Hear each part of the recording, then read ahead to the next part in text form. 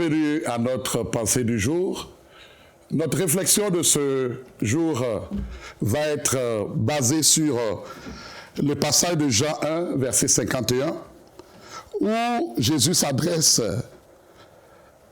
à Nathanaël en lui disant « en vérité, vous verrez désormais le ciel ouvert et les anges de Dieu monter et descendre sur le Fils de l'homme. » Voici la grande déclaration que Jésus fait à Nathanaël et à travers lui à ses disciples.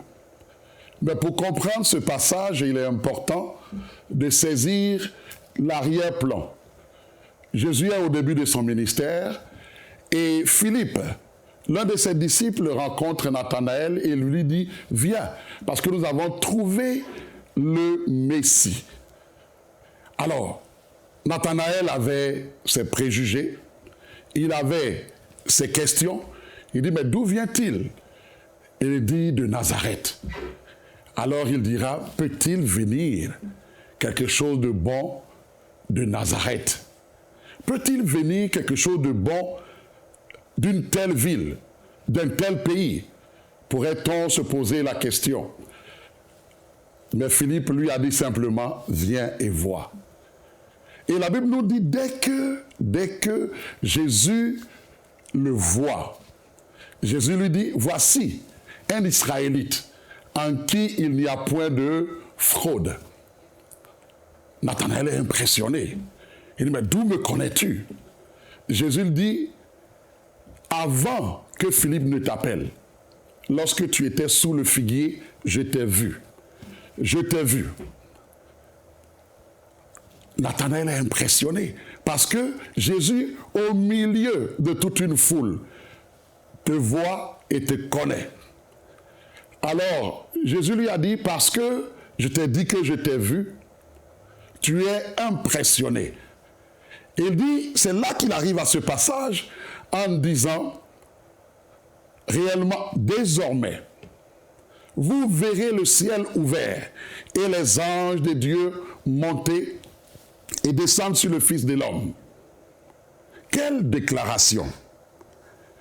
Et il est important pour que nous puissions comprendre la richesse de ce passage.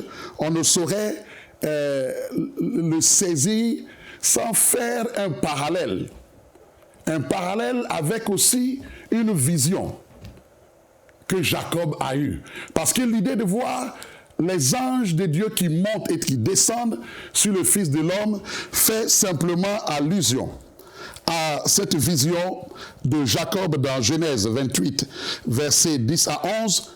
Vous l'avez dit, Jacob partit de Beersheba et s'en alla à Charan, et il arriva dans un lieu où il passa la nuit, car le soleil était couché.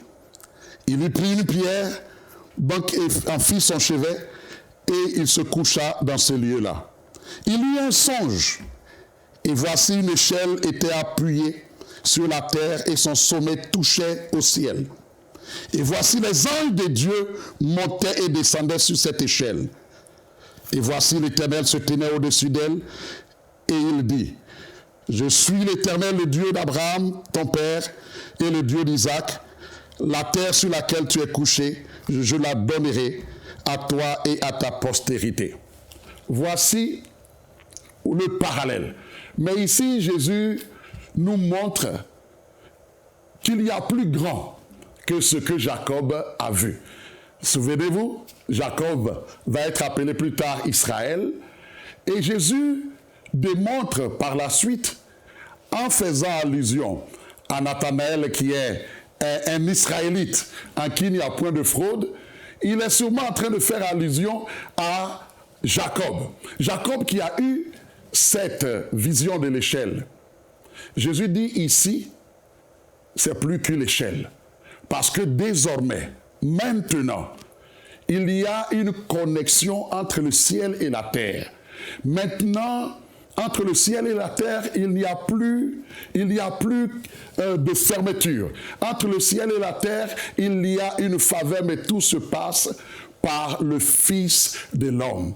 Et nous pouvons comprendre quand Jésus dit dans Jean 14, 6, qu'il est le chemin, la vérité et la vie, et que nul ne vient au Père que par lui. Il est en réalité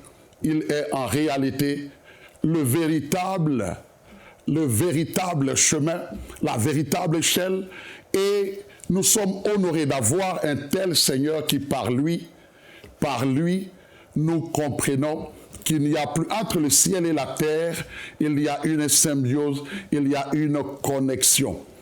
Nous sommes honorés, bien-aimés, de savoir que sur nos vies, quand tu as reçu Jésus-Christ comme Seigneur et Sauveur personnel, de savoir que le ciel est ouvert sur ta vie.